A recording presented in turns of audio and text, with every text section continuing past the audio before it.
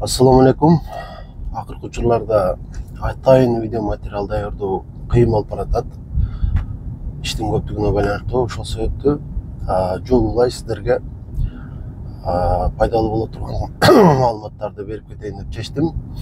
Демек, бүгүнкү темабыз өтө көп полиптер. Себеби бул дагы орчундуу маселе. Адам өмүрүнө дагы сөзсүз түрдө коркунуч туудурат, эгер кош көңүл карай турган болсок. Андыктан сөзсүз түрдө полип боло турган болсо, аны менен күрөшүү боюнча бизде маалыматтар болуш керек. Жана зарылчылык болсо, операция жолу менен ушул өттү алып салууга дагы туура келет. Андыктан билип коюңуздар үчүн өтө маанилүү. Айрыкча өзүндө же үй бүлөсүнүн кайсы бир мүчөсүндө ушул өтүндө полип бар боло турган болсо, демек, биринчи эле сиздерге айта турган нерсем, полип ракпы деген суроого жооп берип көрөйүн. Демек, өттөгү полип бул рак эмес, бактыга жараша. Жана 90% полиптер рак болбойт. Андыктан көңүлдү ток кылсаңыз болот. Бирок бул ага кош көңүл караганга шарт түзбөйт. Анткени каалаган учурда ал образование деп коебуз, өсмө баары бир ракка айланып кетүүсү толук ыктымал. Андыктан жок дегенде эле бир 4 айда бир жолу болбосо, ар 2-3 айда бир жолу УЗИ кылдырып туруш керек. Эгерде сиздин өтүңүздө полип боло турган болсо.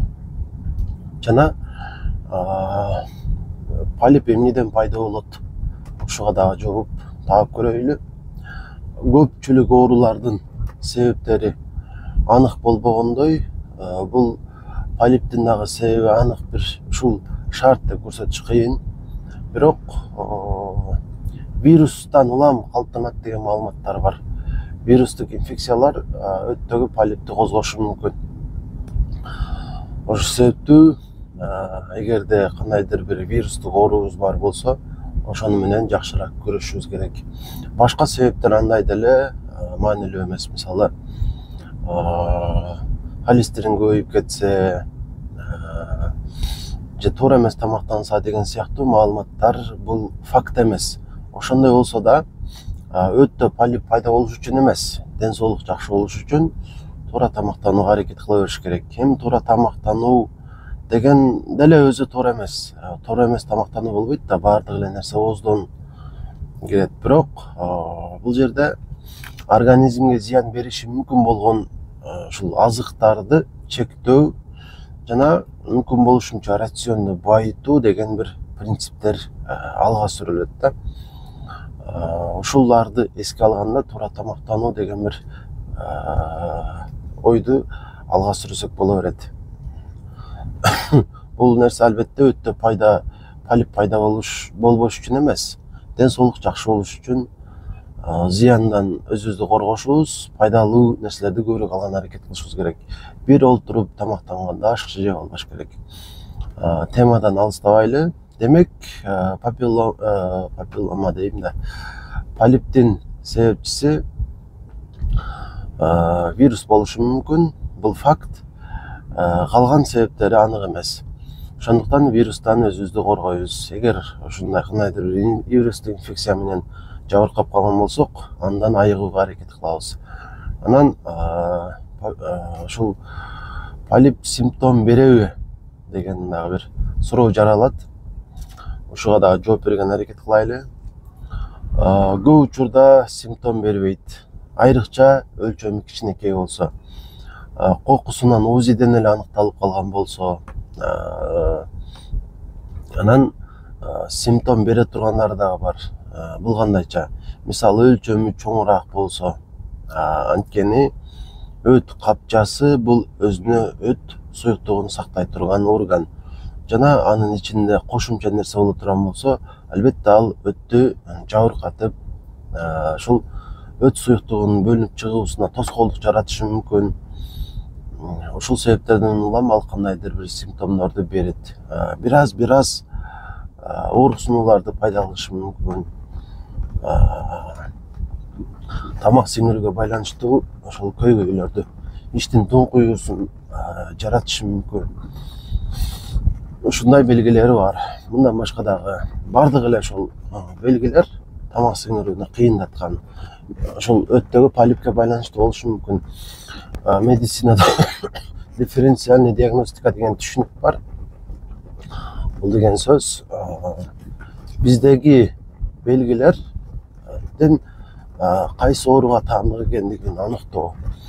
Мисалы ошол эле ошол тамактын сиңишинин кыйын болуусу, ооруксунуулар оң жактагы бул дискинезиядан болушу мүмкүн, өттөгү таштан болушу мүмкүн, элементарный холециститтен деле болушу мүмкүн, и полиптен дагы болушу мүмкүн. Ошондуктан диагностика кылганда дарыгер ошол сиздеги оору эмне экендигин аныктап бере алат. Сиз өзүңүз диагноз кое албайсыз. Албетте УЗИге түшчү болсоңуз ал жерден даана эле көрүнөт. Анан сизде полип дагы болуп, ошол эле учурда холецистит дагы болушу мүмкүн. Ошол учурда сиздеги ооруксунуулар бул полиптен эмес, холециститтен болот. Холецистит бул өт кабынын сезгенүүсү. Өт кабы сезгенип атат, ошондон ооруп атат. Полип дагы бар, бирок ушул учурда сиз полип оорутуп атат деп ойлобоңуз. Мен ошону айткым келип жатат. Кошумча дагы кандай маалыматтар? Демек, полипти эмне кылыш керек? Медицинада полиптин дарысы жок. Дарыланбайт ал. Эч кандай таблетка, эч кандай укол, эч кандай 10 күндүк дарылануу жардам бербейт. Болгону анын өсүүсүнө биз тоскоолдук кылышыбыз мүмкүн.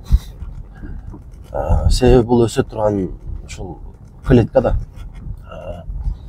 эмнелерден коргонобуз? Мисалы витаминдерди, айрыкча Б тобундагы витаминдерди ичпей турабыз. Гормон препараттардан дагы өзүбүздү ошол четтетебиз. Анткени ушул гормондор, витаминдер полипти өстүрүп коюшу мүмкүн, чоңойтуп салышы мүмкүн. Андыктан эч кандай ушул витамин препараттарды анан гормондорду албайбыз. Ошондо полиптин өсүүсүнө тоскоолдук кылган болобуз. Башка эч кандай андан сактануу, коргонуу бир аргасы жок. Бирок эгерде сиздин өтүңүздө полип жок болчу болсо, витаминдерди кенен кесип иче берсеңиз болот. Эми кайсы учурда операция кылыш керек? Ушул суроого дагы жооп тапкан аракет кылайлы. Демек, эрежеге ылайык 1 сантиметр өлчөмгө жеткен болсо, алдырып салган жакшы. Анткени өдөдө айтып өттүм, полип бул өсмө.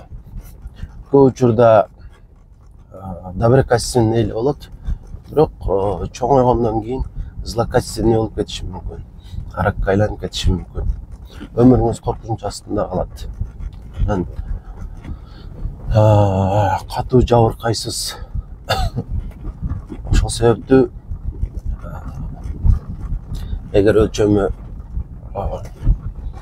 1 сантиметр же ага жакын болуп калса, хирург врач менен кеңешип алдырып салууга бир чечим кабыл алыш керек да.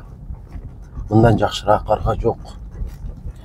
Анан кандай текшерүүлөрдөн өтүш керек?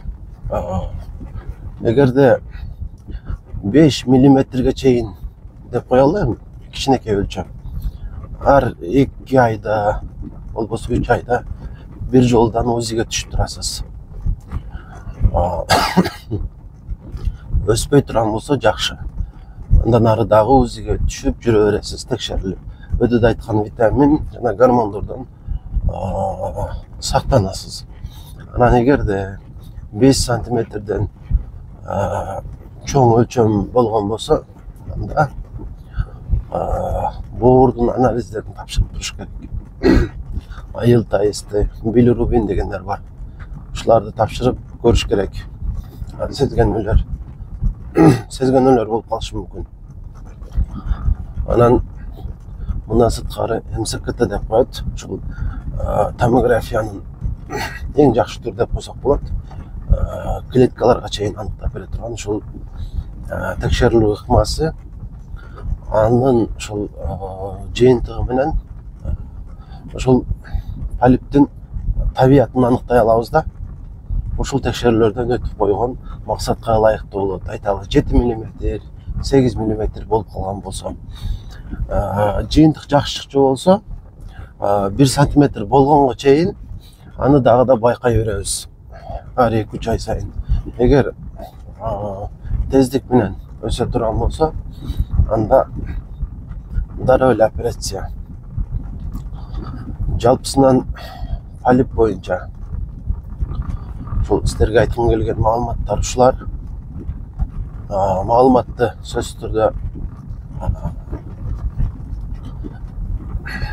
жакындарыңыздарга жөнөтүп коюңуздар, же өзүңүздөр айтып бериңиздер эгер полип боло турган болсо. Кеңешиңиздер анан өдөдө айтылган сунуштар боюнча аракеттениңиздер.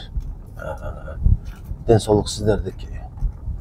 Анан сөзсүз түрдө мына ушул баракчага, YouTube баракчасына катталып коюңуздар. Анткени сиздер үчүн тастыкталган гана маалыматтар чыгарылат. Эч кандай бул жерде